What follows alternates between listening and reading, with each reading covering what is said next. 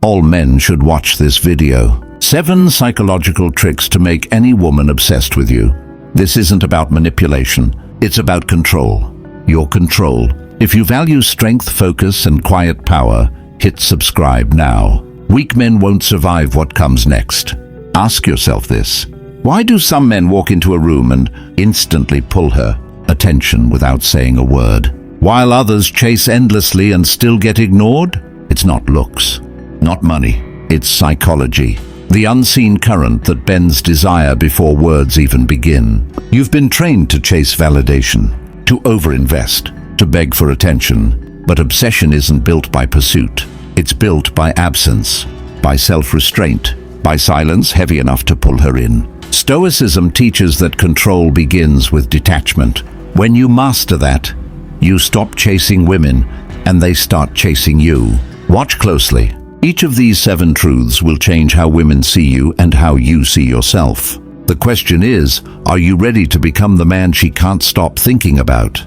Point number 1, the hidden magnetic code. What do you think women notice first when you walk into a room? Your clothes? Your jawline? Your status? No. They feel something before they see anything. A pulse beneath your calm. A charge that says, this man doesn't need me. You've seen it before. You're standing in the gym, sweat still on your skin, watching another man talk to the same woman you've been chasing for months.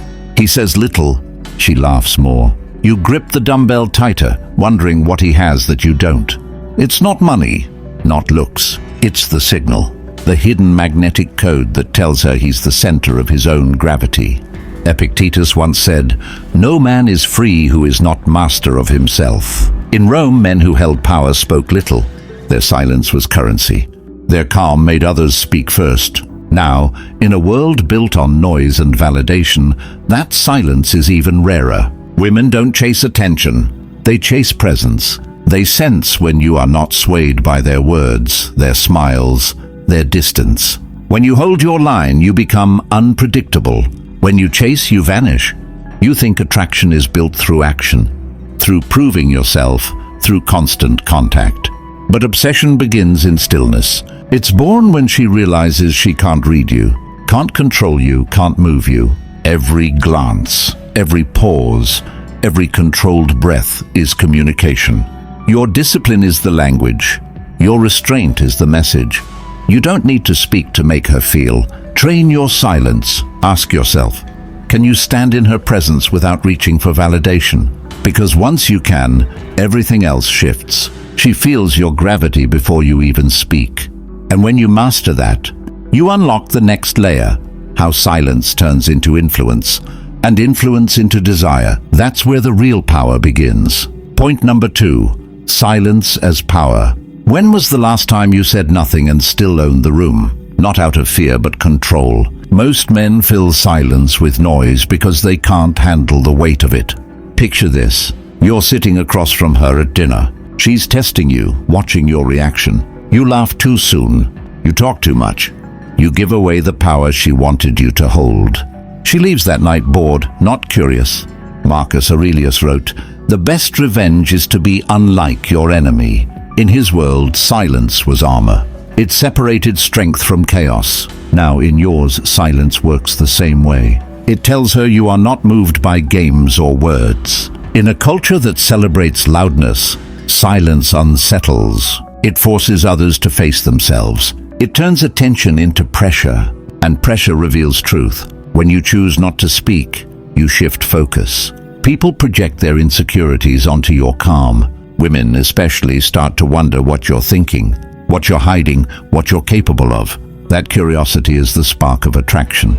You don't need to prove value with words. Silence lets your presence speak louder than any story you could tell. It shows patience, control, certainty. Silence is not emptiness. It's signal. It's the pause between moves that builds tension. It's the difference between reacting and commanding. Train your pauses. Ask yourself, can you stay quiet long enough for others to reveal who they are? Because when you master that, you no longer chase respect. You draw it in. You stop explaining yourself. You stop negotiating your worth. And that's when silence becomes power. Next, you'll see how mystery feeds that power. how distance turns quiet presence into obsession. Point number 3, the pull of mystery. Why do you think she lost interest the moment you opened up too fast? You thought honesty would build connection, but instead it killed her curiosity. She read your story before the second chapter began. Now you sit alone, phone lighting up with her maybe later texts. You replay everything, wondering what changed. You gave her truth, but truth without restraint loses value. Seneca wrote, "To be always fortunate and to pass life in happiness is to be ignorant of the other side." Even the Stoics understood, mystery gives meaning. What is seen too soon is forgotten even faster. In ancient times, power was hidden behind walls and distance. Emperors didn't announce their plans. They let the silence do the work. That distance created awe. It made others chase clarity. Today you give everything away with constant access. You text too much, explain too soon, reveal too deep. You remove every question that could make her think about you when you're gone. Mystery isn't deception. It's discipline. It's the art of revealing slowly, of allowing space for imagination. When she can't define you, she keeps reaching for more. Her mind stays busy even when you're silent. Stop trying to be understood. Let her wonder what moves you, what you value, what you won't tolerate. Let her earn each piece of your truth. Train your restraint. Ask yourself, what would happen if she never knew your full story, but still couldn't walk away? Because when you master mystery, attraction becomes gravity. She starts to orbit your silence, and as curiosity grows, so does desire. Next, you'll see how emotion itself can be shaped, how you can turn her reactions into the very fuel that draws her closer. Point number 4, emotion as leverage. When was the last time you lost control in front of her? Raised your voice, explained too much, tried to prove a point that didn't need proving. That's when she saw it, the moment you became predictable.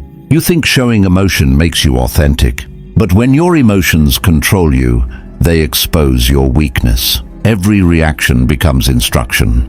She learns how to move you. Picture this. It's late. She texts something cold. You feel it in your chest, the urge to fix it, to respond, to chase. You type paragraphs, delete them, type again. That's not love. That's loss of control disguised as care. Marcus Aurelius said, "You have power over your mind, not outside events." Realize this, and you will find strength. The Stoics never killed emotion. They trained it. They used anger to see truth. They used pain to sharpen focus. You do the same when you stop reacting. When you learn to observe first, act second. When you turn every emotional hit into data, not chaos. Emotion becomes leverage when it serves you, not her approval. Your calm unsettles her. Your restraint makes her question her own control. That's when the dynamic shifts. She starts to feel what you once felt. The imbalance, the pull. Don't suppress emotion. Redirect it. Anger becomes clarity. Jealousy becomes distance.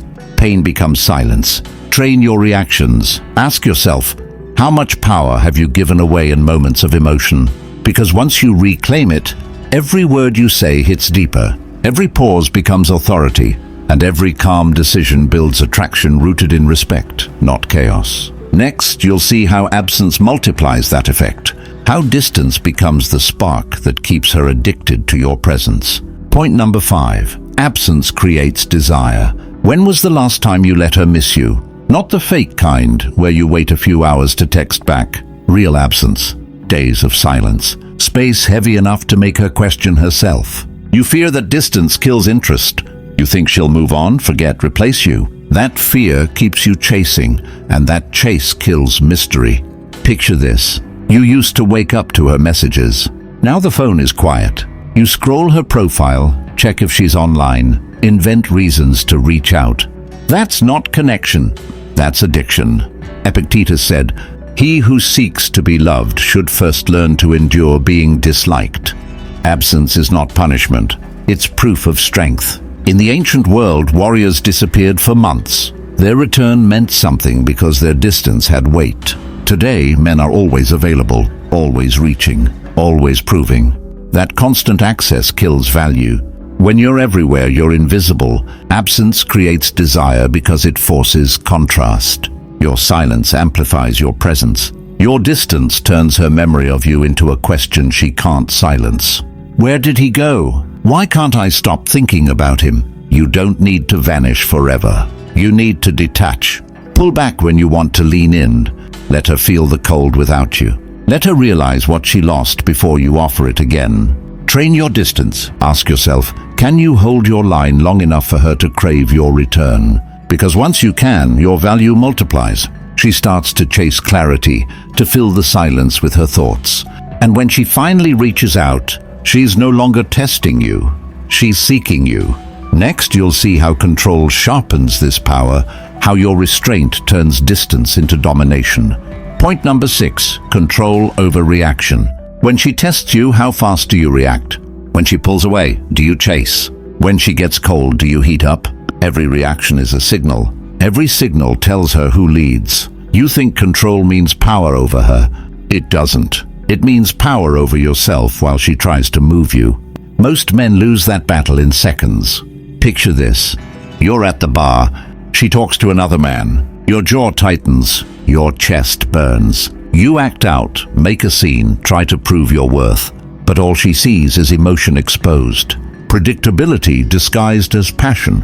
Seneca said, "No man is more unhappy than he who never faces adversity, for he is not permitted to prove himself." That moment of pressure is your test. Not against her, but against your own impulses. In Rome, generals were calm in chaos. They gave no reaction until the right moment. That silence was strategy. That stillness was command. Control over reaction isn't coldness. It's clarity. You choose when to respond, how to respond, if at all. Your pause becomes her mirror. She feels the weight of her own behavior without you saying a word. The world trains you to explain, to defend, to prove. But control lives in the pause. When you stay centered, she loses control of the game she thought she was winning. Train your composure. Ask yourself, can you face disrespect, rejection, or silence, and still move like nothing shakes you? Because when you can, everything shifts. She senses stability where others collapse. She starts to trust your presence, even when she resists it. And that's when influence begins to replace reaction. Next, you'll learn how that calm turns into obsession, how the final trigger locks her attention to you. Point number 7, the obsession trigger. What makes a woman think about a man when he's not around? Not charm, not gifts, not long messages. It's the feeling she can't name, built from everything he doesn't say. You think obsession happens by chance. It doesn't. It's triggered by contrast, by being everything she can't predict and nothing she can control. Picture this. It's midnight. She's scrolling through old texts, wondering why your silence feels louder than anyone else's attention. She tells herself she doesn't care, but her mind won't rest. That's not magic. That's control through absence, mystery, and composure combined. Marcus Aurelius said, "You become what you give your attention to." When you give her attention, she gets comfort. When you take it away, she gets curiosity. Curiosity becomes obsession when she can't find the answer. The Stoics mastered this without chasing. They moved with intention, spoke when necessary. Their restraint created power. Their calm created gravity. That same discipline in you makes her chase what she doesn't understand. Obsession isn't about dominance. It's about contrast. She feels her emotions rise while yours stay still. She loses rhythm while you stay steady. That imbalance rewires her focus toward you. Stop feeding every impulse. Be rare in words, heavy in presence, sharp in silence. Let her fill in the blanks you leave behind. Train your scarcity. Ask yourself, what would happen if she wanted your attention more than you wanted her approval? Because once that balance shifts, she's hooked. Her mind loops around your absence. Her emotions fight for your attention, and her desire locks onto your control. Now you hold the frame completely. The end of her chase is the beginning of your mastery. You made it to the end, and that already says something about you. You're not here for tricks or games. You're here to understand what really drives connection, power and control from within. Every moment we talked about tonight, silence, distance, presence, control. It all leads back to one truth. You can't make anyone obsessed with you until you master yourself first. That's what Stoicism was always about. Not coldness, not arrogance, but peace that others can feel. If this video gave you something to think about, I want to thank you for being here. Every view, every listen, every minute you spend improving yourself, it matters. You're part of a growing group of men who choose clarity over chaos and strength over comfort. If you found value here, consider subscribing and leaving a like. It helps this message reach more men who need it. And if something in this video hit home, share your thoughts below. I read every comment. With that said, thanks for watching, and until next time.